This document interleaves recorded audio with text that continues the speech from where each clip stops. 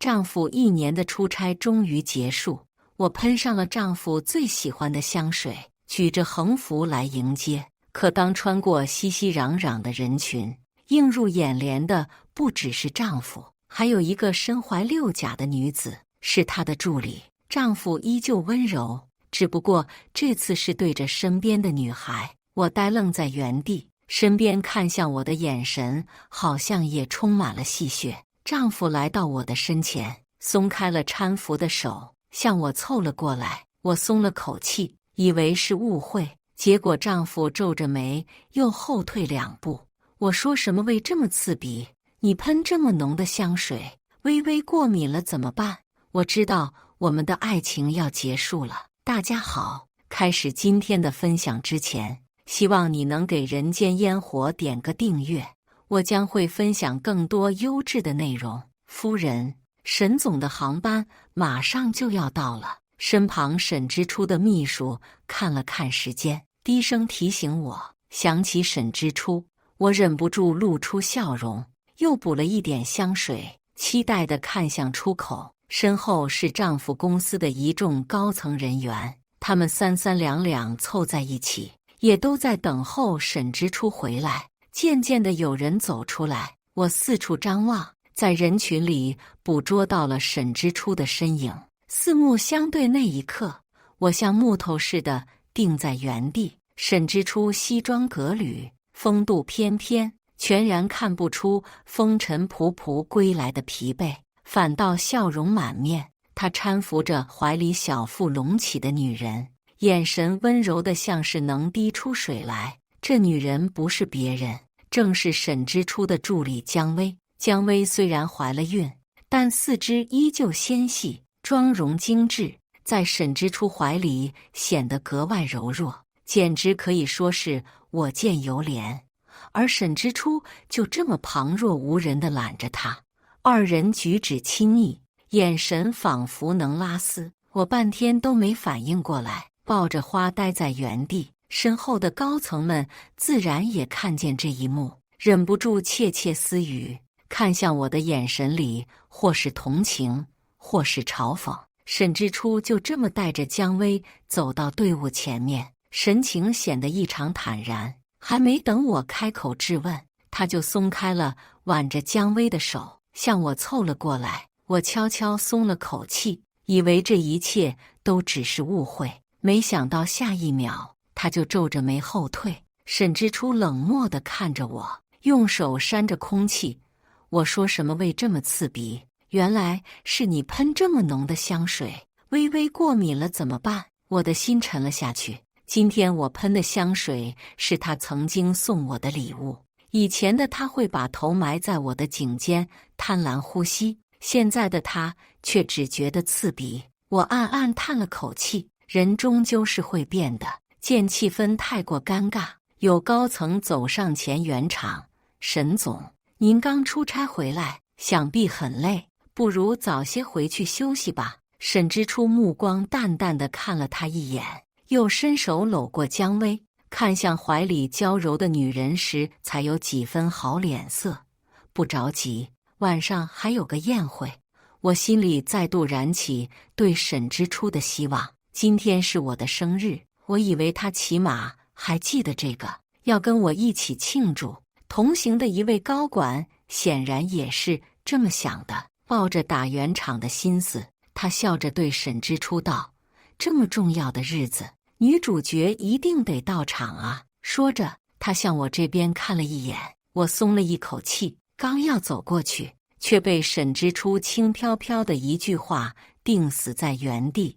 微微的生日派对，他当然要去。方才说话的高管也结结实实愣了几秒，但他们这群人都是人精，很快明白了沈之初的意思。原先跟在我身后的管理层都围到沈之初和姜薇身边，你一句我一句地恭维起姜薇来。沈之初的秘书看了我一眼，叹了口气，最终什么都没有说，跟着他们上了车。剩下的员工也开始陆陆续续离去，只是路过我时，传来隐隐约约的指指点点。沈夫人心理素质可真好，要是我早就站不住了。就是啊，他脸皮也是够厚的，还叫什么沈夫人。我看他很快就要退位让贤了。人群散去，只剩我一人站在原地。明明是骄阳似火的夏天，机场空调给的并不是很足，有些燥热，但我却只觉得如坠冰窟，仿佛浑身的血液都被冻结了。我身上的味道依旧浓郁，阵阵香气袭来，可脑海中闪烁的片段不断提醒我残忍的事实：我的丈夫出轨了，而出轨对象正是他一直压榨铺的助理。姜薇刚刚入职时，沈之初没少跟我抱怨他。那时候姜薇大学毕业不久，没什么社会经验，也不懂人情世故，好几次甚至差点把合作搞黄。沈之初对此非常不满，但又碍于人家是个小姑娘，不好多说什么，只能私下里跟我抱怨。我想起自己当年工作时被刁难的经历，有些心疼姜薇，时常劝说沈之初：刚毕业的年轻人是这样的吗？你宽容一点，多给人家一点机会。沈之初面露无奈，凑过来亲了亲我。好吧，看在老婆的面子上，我就多给她一点耐心吧。随着日子一天天过去，他慢慢接纳了这位做事生疏的助理。当时我还很欣慰，以为是姜薇的工作能力提升了。现在想来，只怕他是说服了沈之初。谁能想到，我的好意换来的却是这样的结果。但我想不明白，姜薇为什么会怀孕。在我的印象里，沈之初一直非常讨厌小孩，他觉得小孩无法沟通，十分吵闹，认为小孩会分走他的精力。沈之初是个工作狂，不能容忍任何影响他赚钱的因素。要不是我当时多次劝说，或许他早就把姜薇开除了。其实当初我和沈之初曾意外有过一个孩子。沈之初平时很谨慎，每次都会有安全措施，但那一次我们都处于微醺的状态，意乱情迷之下，什么也顾不上了。1个月后，我发觉了身体的改变，心里隐约有了猜想，急匆匆地跑去药店。那天晚上，我满心欢喜地将显示2道杠的验孕棒递给沈之初，几乎无法抑制脸上的笑容。毕竟这是我们的第1个孩子。但沈之初的态度显得很冷淡，他甚至皱着眉，将验孕棒仔仔细细看了好几遍。最终，他随手将验孕棒扔进垃圾桶，温柔地抚摸着我的脸颊，说出来的话却无比冰冷：老婆，把孩子打掉吧。我当时还沉浸在初为人母的喜悦里，完全不能接受。那天，我们爆发了结婚以来最激烈的一次争吵，我们冷战了好几天。期间我几次试图求和，沈之初都不予理睬，唯一要求我打掉孩子。到最后，他甚至以离婚来要挟，我还是妥协了，躺进了冰冷的手术室。麻醉药生效之前，我摸了摸还很平坦的小腹，流下一滴眼泪。我在心里对这个再也无法出世的孩子道歉，对不起，比起你，我还是更爱你爸爸。流产之后，沈之初又变回了那个温柔体贴的丈夫。有时见我为孩子伤心，他总会把我抱在怀里，一脸认真的许诺：老婆，现在公司的状况还不稳定，等将来我们经济状况好了，再考虑怀孕，这样我才能给你和宝宝更好的生活呀。我想了想，觉得他说的也对。在沈之初的要求下，我辞去工作，安心在家当全职太太。他主外，我主内，我们共同为幸福的家而奋斗。我久久无法从回忆里脱身。手机屏幕忽然亮起，我点开微信，看见了沈之初的朋友圈，终于回国，要和他好好吃喝玩乐。配图是一块价值不菲的项链。之前我曾收到过沈之初购买项链的支出短信，当时我还以为这是他特意买给我的生日礼物，于是假装并不知情。现在看来，一切都是我自作多情。我知道这段婚姻到了该结束的时候了。我给沈之初打了很多通电话，但无一例外没有被接听。发过去的短信和微信也如石沉大海，得不到回应。直到晚上，沈之初给我发来一个定位，那是本市很有名的会所，平时他跟朋友聚会几乎都是在那里，对我而言并不陌生。来这儿参加宴会，我有话和你说。想了想，我还是决定赴约。宴会地点依旧在沈之初惯用的包厢。刚把门推开一条缝，就看见坐在沙发上的沈之初和姜薇。姜薇倚靠在他怀里，而沈之初眉眼带着淡淡的笑意，从茶几上的果盘里拿了葡萄，细致的剥掉皮喂给他。他们的动作那么亲密，一看就是对般配的爱侣。沈之初的朋友们都跟着起哄：哟，以前可没见沈哥你这么温柔体贴过。哎呀，小嫂子这么漂亮，哪个男人看了不心疼啊？这倒也是，沈哥真是好福气。我在心里嗤笑一声。以前这群人去家里吃饭，哪回不是我忙前忙后？当时他们夸我贤惠，说羡慕沈之初，没想到现在对着姜薇一口一个嫂子，叫的也挺欢。姜薇听了这些调侃，有些不好意思的红着脸缩进沈之初怀里。这群人见状，起哄得更起劲了。我深吸一口气，推开包厢大门，欢声笑语在这一刻戛然而止。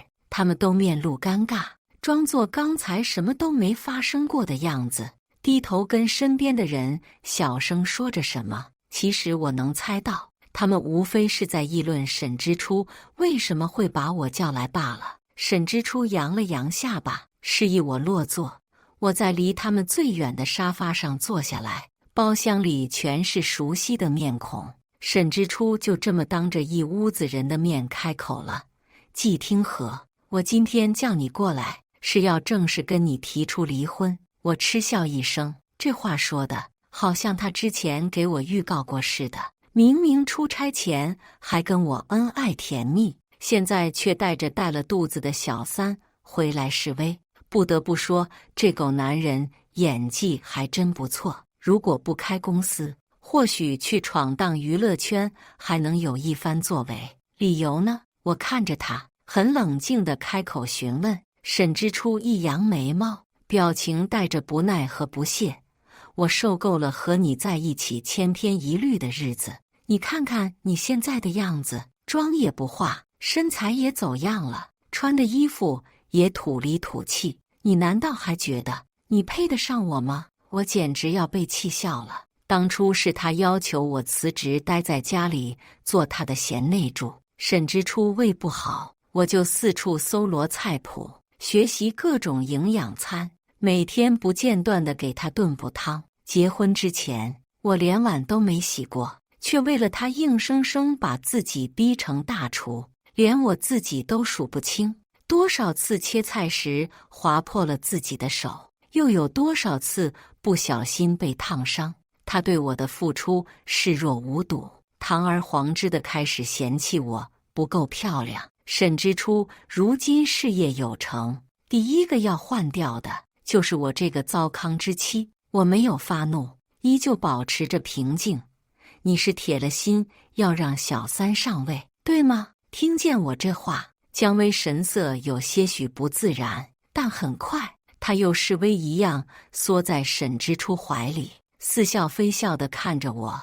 不被爱的才是小三，之初现在爱的是谁？你心里不清楚吗？沈之初搂着他，什么也没有说。姜薇自觉有了靠山，挺直腰板，讲话愈发不客气。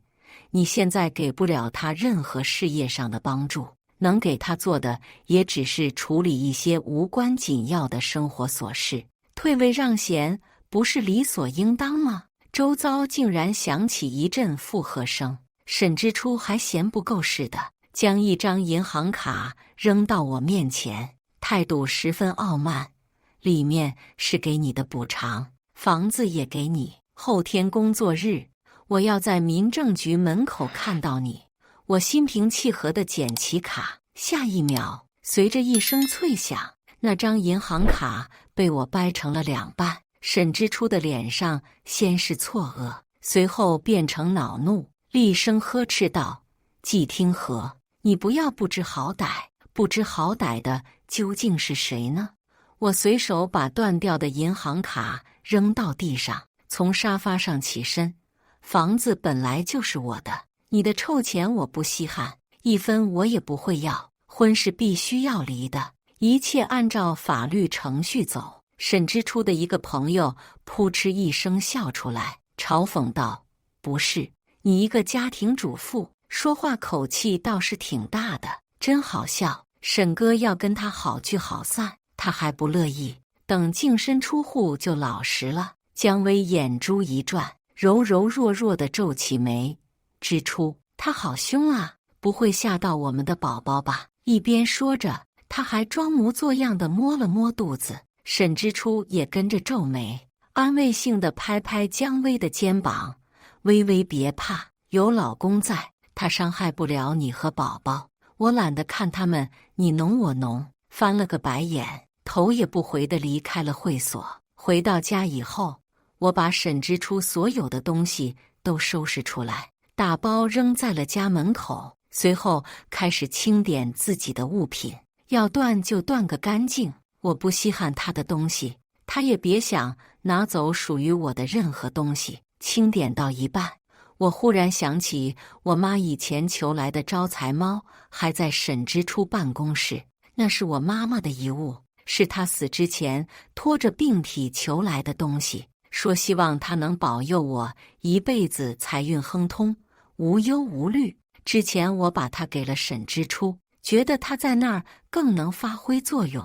现在既然要离婚了，我自然不能容忍我妈妈的遗物继续留在沈之初那里。第二天，我就去了沈之初的公司，可向来对我殷勤的前台，今天却变得十分冷漠。“季小姐，你有预约吗？没有的话是不能进入的。”我瞥了他一眼，前台的脸上满是嘲弄和讥笑。狗眼看人低的东西，变脸倒是挺快。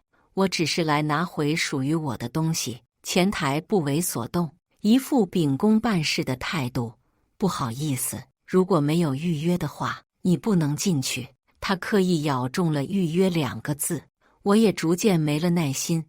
我现在怎么说也算你半个老板，你哪里来的胆子拦着我？我和沈之初的事情，你有什么资格插手？前台却不以为意，嗤笑一声：“季小姐，人要有自知之明，大家都是体面人，一味纠缠只会闹得大家都不好看。您觉得呢？”在他眼里，我不过是依附于沈之初而生的菟丝花，没了他就什么也不是。我冷笑一声，走到前台面前，一巴掌就扇到他的脸上。前台没想到我会突然动手，一时躲闪不及，结实挨了一下，脸上顿时红肿。趁着他一时半会没有还手的力气，我按开电梯，直达顶层办公室。办公室里飘来一股暧昧的味道，姜薇和沈之初正在椅子上缠绵着。听见声响，他回过头，在看见我的那一刻尖叫起来：“啊，你怎么进来的？”他说着，慌慌张张地用衣服挡住自己，跑进了休息室。沈之初也从意乱情迷中回过神，慌慌张张地整理起自己的衣服，满脸不耐烦：“季听和，你还跑来干什么？”我嘴角抽搐了几下，难怪沈之初这么快就移情别恋，原来他们玩得这么大。看着那片白花花的肉体，我只觉得有些辣眼睛。我一眼就看见放在沈之初办公桌上的招财猫，径直走了过去。沈之初眉头紧锁，但还没开口，门外就传来一阵哭啼：“沈总，季小姐不遵守咱们公司的规章制度就算了，还打我，我拦都拦不住啊！季总，你看我的脸，破相了，我就不活了！呜呜呜！前台进了门就抓着沈之初的袖子，哭得梨花带雨。沈之初的眉毛拧得更紧了。季听和，是你自己说不要我的钱，现在又跑来干什么？我根本懒得搭理他，拿起桌上的招财猫就准备离开。他做了好几年高高在上的商界精英，每天被人追捧，自然受不了被人这么服了面子，立刻火冒三丈，跑过来想要拽住我。我自然不会如他的愿。争执之间，招财猫掉在地上，摔得粉碎。我一时愣住了，这是我妈妈留给我的，是她重病之时执意亲自出门去求来的。它对别人来说或许只是个普通的摆件，对我而言却有着特殊的意义。眼泪一颗颗落在地上，我的眼前很快变得一片模糊。我想要忍住眼泪，但想起妈妈，根本无法控制自己的情绪。沈之初慢条斯理地整理好衣服，又恢复了平日衣冠楚楚的模样。看见我在他面前情绪崩溃，不管不顾地大哭起来，露出得意的笑容。他用鞋尖拨弄了一下地上的招财猫碎片，漫不经心道：“哎呀，真不好意思，不小心弄碎了。不过就这么个不值钱的破玩意儿，扔到大街上都没人会捡吧？”我抽噎着，仰脸瞪视他。我的怒火和眼泪助长了沈之初的气焰，但办公室里的动静已经吸引了员工们的注意力，不少人都凑在门口等着看热闹。沈之初扫了一眼人群，为了维护自己的形象，没有再发作。我强忍着怒气，从地上捡起招财猫的碎片，用纸巾包好，离开了这里。站在公司大门口时，我终于勉强平复了情绪，在通话记录里翻找了很久，拨通了那个人的电话。喂，你现在有空吗？能不能出来一趟？我回到家时已经是深夜，客厅里的灯开着，沈之初坐在沙发上，衬衣扣子解开2颗，姿态显得悠闲随意，只是沉着脸，面色不善。他的脚边赫然是被我扔出去的，属于他的大包小包。我暗自后悔，没有及时换掉门锁。想起被打碎的招财猫和沈之初的冷嘲热讽，我甚至懒得再和他虚与委蛇，冷冷道：“滚出去！”沈之初对此置若罔闻，翻了个白眼，抱怨道：“你发什么疯？干嘛把我的东西都扔到外面？”我没什么心思跟他吵架，全当没听见。见我不吱声，沈之初倒是更来劲了，一副要把上午丢的面子找不回来的架势。怎么，刚跟我撕破脸就这么晚回来？已经找好下家了是吧？我就说呢，难怪这么迫不及待。你外面那个小白脸养得起你吗？别到时候又哭着回来求我收留。我的沉默在沈之初眼里成了懦弱，他将脚架到茶几上，语气随意地吩咐我去给我做饭。等了这么久，我都饿了，我根本懒得搭理他，径直回了房间，把门锁上。沈之初在外面把房门敲得砰砰作响。季听和，给我滚出来！你聋了吗？我有些疲惫地坐到床上，滚去找你的微微。另外，我已经提醒过你了，房子是我的，赶紧滚蛋，否则我就报警了。沈之初狠狠地踢了一脚房门，在外面又骂骂咧咧了一会儿，大门被重重摔上。沈之初厉声道：“季听和，你别后悔。”第二天一早，我和沈之初去民政局办理了离婚手续。拿到离婚证后，我走到民政局大门口，望着明媚的阳光，深深地吐出一口气。8年的婚姻走向尾声，我并没有想象中的伤心，只是觉得如释重负。反观终于遂了心愿的沈之初，却好像并没有那么开心。他攥着手里的离婚证，咬了咬牙，狠狠瞪我一眼。同床共枕了那么多年，我却忽然发现我一点都不了解沈之初。他不高兴，难道是因为我没有像个泼妇一样哀求他不要离开吗？我们的婚姻已经结束，我懒得再去思索这些。准备离开时，却被沈之初叫住了。他沉默很久，牙都要咬碎了，终于憋出来一句：“怎么，你那小白脸呢？就让你自己回去。”沈之初的司机开着车停到路边，后排的车窗降下来，露出姜薇巴掌大的小脸。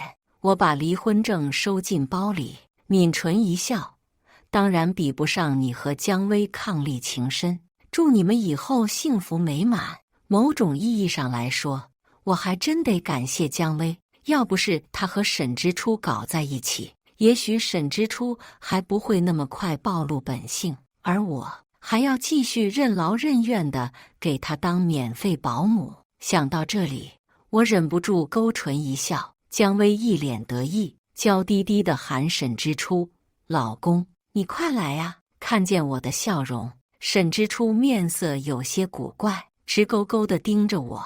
我懒得再搭理他们，看着一辆商务车缓缓停到我面前，车门打开，我直接上车。身后传来沈之初的大叫：“季听和，你个贱人！”果然找好了下家。季听和，滚下来，给老子解释清楚！季听和，你个不要脸的，这么多年吃我的喝我的，竟然敢背着我找姘头！我根本不屑于辩解，是又怎样？不是又怎样？沈之初背叛了我，背叛了我们的婚姻和爱情，我何必继续跟他浪费口舌呢？还有很多事情等着我去做。车门关闭，将沈之初不堪入耳的辱骂声隔绝在外。坐在副驾驶的人对沈之初的行为十分不耻，翻了个大白眼。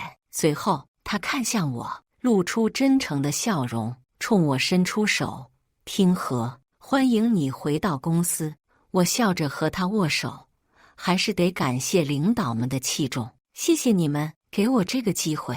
又寒暄了几句，我透过后视镜看见沈之初逐渐缩小的身影。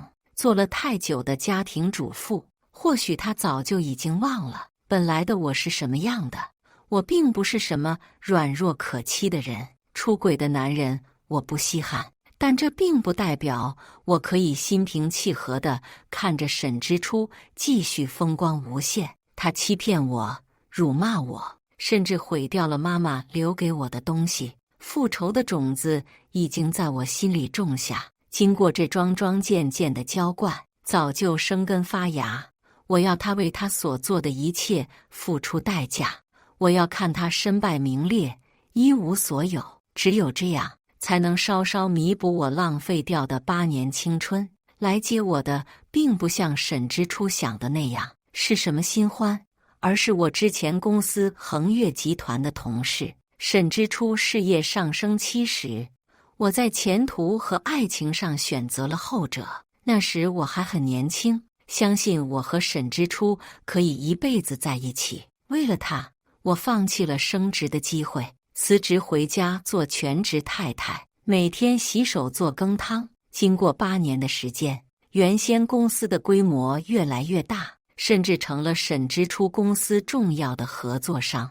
而我原本的同事谢婉地位也不断提高，成了恒悦的核心人物。结婚以后，我依旧和谢婉保持着联系，她常常想约我出来聊天，喝下午茶，但那时候我总有做不完的家务，而她也有自己的工作要忙，所以总是挤不出时间。虽然见不了面，但她依旧会发信息给我，劝我重回职场。那时我并不太在意，把沈之初给我画的大饼当作最完美的人生规划，心甘情愿成为他的附庸。但其实我并不比沈之初差，如果当初没有选择辞职，或许我也可以像谢婉一样，在恒悦身居高位，拥有自己的事业，那天晚上，我拨通的正是谢婉的电话，我约她出来见面，将这些年的事情和沈之初的所作所为和盘托出。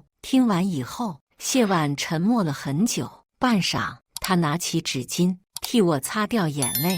虽然我们已经不再年轻，但她笑起来时还是和以前一样，真诚又温柔。听和，欢迎你回到恒岳。得知我今天要来民政局，谢婉执意要接我。你对沈氏最熟悉，我相信以你的能力，处理好这次的对接事宜绝对不成问题。谢婉笑着拍拍我的肩膀，我面露感激地看向他。他愿意让许久不涉职场的我一回来就承担这么重要的工作，一方面是相信我的能力，另一方面也是为了给我出气。恒岳这次是沈氏的甲方，我稍微为难沈之初一些，也并不过分。毕竟有的是公司挤破脑袋都盼不到跟恒岳合作的机会，我自然没有不答应的道理。我点点头，谢谢你，谢总。说来也巧，今晚就有恒岳和沈氏的商业会谈。走进包厢的前一秒，谢婉握住我的手，我有些疑惑地抬头，正好和他对上视线。谢婉笑了笑，温声道：“放开手去干，一切有公司给你兜底。”从他脸上，我看见了毫无保留的信任和肯定，这和我从沈之初那里得到的是截然不同的。我深吸一口气，推开包厢大门。沈之初估计做梦都没想到，恒岳派来的代表会是我。他只当我是来找他的，一脸震惊地盯着我。你怎么找过来的？似乎想到了什么，沈之初神色变得有些鄙夷。你跟踪我？不是。他到底哪来的自信啊？沈之初的秘书冷着脸拦在我和沈之初之间。季小姐，我上次就跟您说过，成年人要懂得分寸。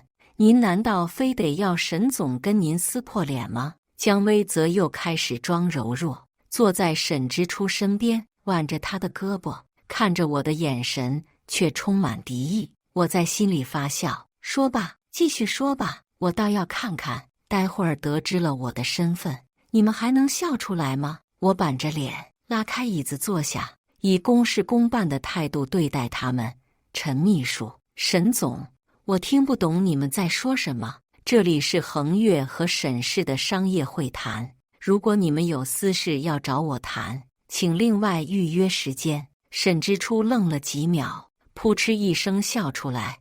没想到你还知道我公司跟恒岳有合作呀。说吧，季听和，你跟踪我多久了？我靠着椅背，双手交叉撑住下颌。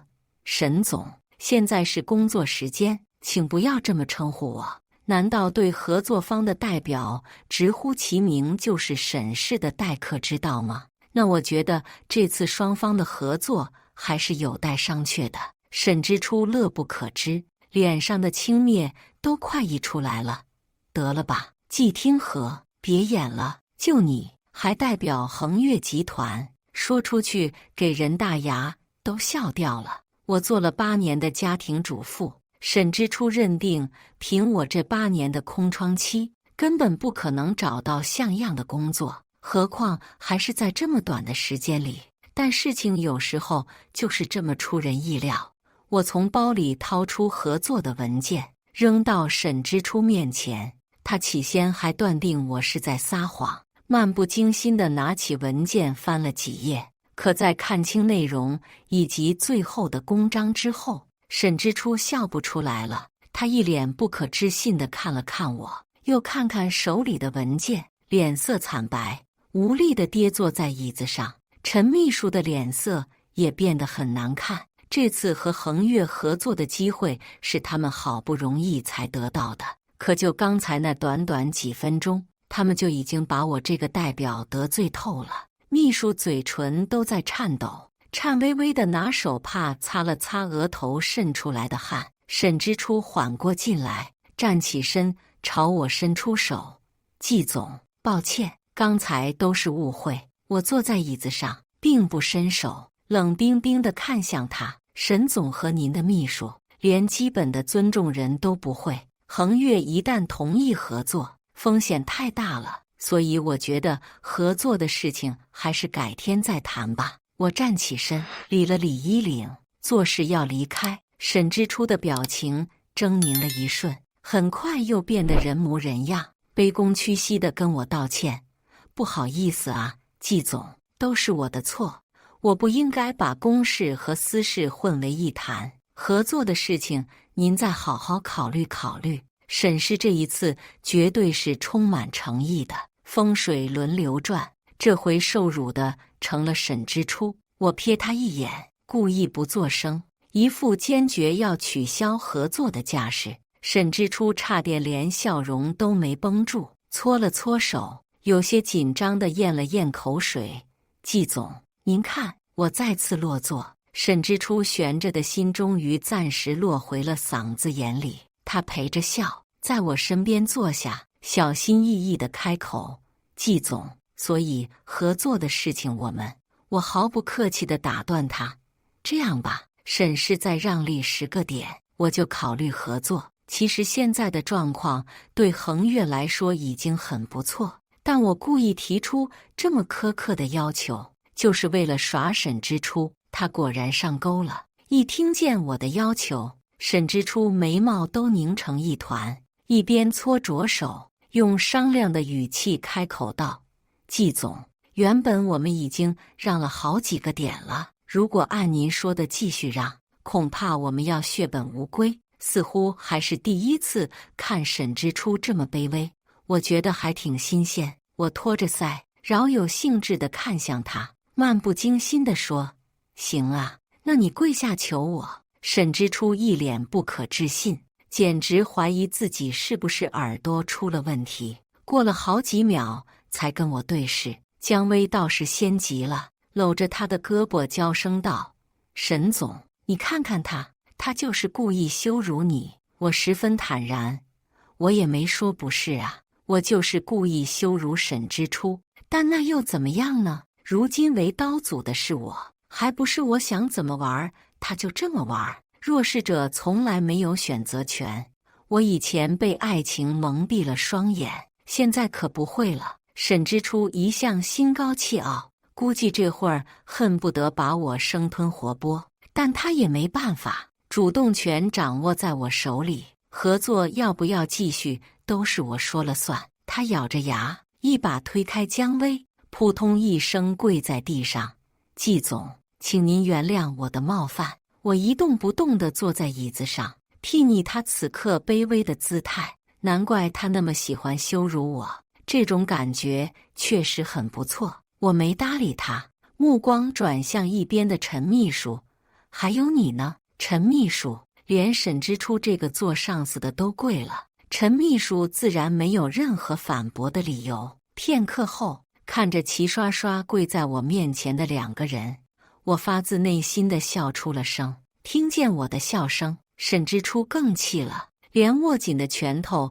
都在颤抖。最后只剩下姜薇了。我收敛笑意，不慌不忙地拿起桌上的白酒，倒了满满一杯。姜助理还怀着孕，总不好让你下跪。来，喝了这杯酒，喝了我就当什么都没发生过。姜薇瞪圆眼睛看着我，一脸惊慌失措地捂住了肚子：“你疯了？我还怀着孕，怎么能喝酒？”我故作遗憾地叹了口气：“这样啊，那没办法了，这次的合作还是取消吧。”我话音刚落，沈之初就急得要命，恶狠狠地给了姜薇一巴掌：“季总让你干什么就干什么。”他这一巴掌没收着力，打得姜薇白皙的脸颊上浮起了明显的红痕。姜薇恐怕从生下来就没受过这种委屈，捂着脸，眼眶里很快盈满了泪水，但是仍倔强地看着沈之初。但这回沈之初可不吃他这一套。他最在乎的就是利益，在利益面前，孩子又算得了什么呢？他扯着姜薇的头发，把她拉到桌前，拿起那杯酒送到她唇边，表情显得有些狰狞：“呵，给我张开嘴喝！贱人，你装什么？还真把自己当沈夫人了！我告诉你，我对你也就是玩玩而已。姜薇流着眼泪，仍然在努力推拒着。看着眼前这一幕，我忽然觉得很没意思。我爱了这么多年的男人，其实就是个利益至上的人渣。我摇摇头，起身准备离开。算了，别喝了。沈之初如梦初醒，慌慌张张的松手，又跑到我面前陪笑，全然不管。姜薇哭着跑了出去。其实不管于公于私，我都不会同意这次的合作。刚准备开口，就听见楼下传来一阵刺耳的撞击声。陈秘书慌忙跑到窗边，向下看了看，随后惊慌失措地对沈之初说：“不好了，沈总，是您的车，恐怕是江小姐她。”沈之初的脸色变得惨白如纸。这次的合作自然是告吹了，但我却没有受到任何处罚，因为我掌握着沈之初公司产品合格率不达标的证据，跟恒越的合作告吹，再加上产品不合格事件的爆发，沈氏集团一下子陷入风波之中。姜薇的孩子因为车祸没能保住，而他也顺理成章被焦头烂额的沈之初抛弃了。此后很长一段时间，我都忙于工作，毕竟很久没有上班，适应还是需要一点时间。谢婉帮了我很多，也教会了我很多。再次得知沈之初的事情，是从谢婉口中。那天他突然告诉我，恒越和沈氏的合作可以继续了。我有些疑惑地问：“为什么？”谢婉将文件夹放到桌上，神色平静。沈之初被姜薇杀了，现在沈氏已经被收购了。我眼皮一颤，有那么几秒怀疑自己听错了，但也仅仅是几秒钟的时间。我拿起文件，冲谢婉点了点头：“好的，谢总，我知道了。”说实话，我没想到姜薇会那么狠。回到办公室后，我搜索了有关的新闻，发现姜薇在动手之后就自首了。我盯着窗外的高楼大厦看了一会儿，关掉网页，继续开始工作。没想到几天之后，我却接到了警察打来的电话。警察告诉我，姜薇提出想要见我，或许是因为流产伤了身体，她的脸色看起来很苍白，人也瘦了一大圈，蓬头垢面的，和以前简直判若两人。我隔着玻璃和她对视片刻，垂下眼睑：“找我来有什么话要说？”姜薇一瞬不瞬地盯着我，片刻后惨笑一声：“你应该都猜到了吧？”我点点头，他却像没看见似的，自顾自地继续说道：“其实沈之初并不是有多爱我，他这个人自私的要命，眼里只有利益。他只是觉得你这个糟糠之妻对他的事业发展不利，所以想利用我把你逼退。我知道这一点，所以我只想生下孩子，然后拿钱走人。可我没想到，他连自己的孩子都完全不在乎。”姜薇一边说着，泣不成声。从始至终，我只是很平静地看着他。其实从沈之初逼他喝酒的时候，我就意识到了，这个人脑子里只有利益，最擅长的就是算计。从前我对他有用，所以他不介意和我演夫妻情深。但后来，随着公司规模扩大，他不再需要我这位出身普通的糟糠之妻了。走出监狱大门时，暮色四合，我看着天空中绚丽的晚霞，开始计划过几天休假该去哪里玩。现在的我像一阵自由的风，可以随意去往自己喜欢的任何一个角落。我热爱这样的生活，也热爱这样的自己。以上就是今天分享的故事。大家有什么想说的、想吐槽的，欢迎在下方评论交流。也更希望能给人间烟火点个订阅，我将会分享更多优质的故事内容。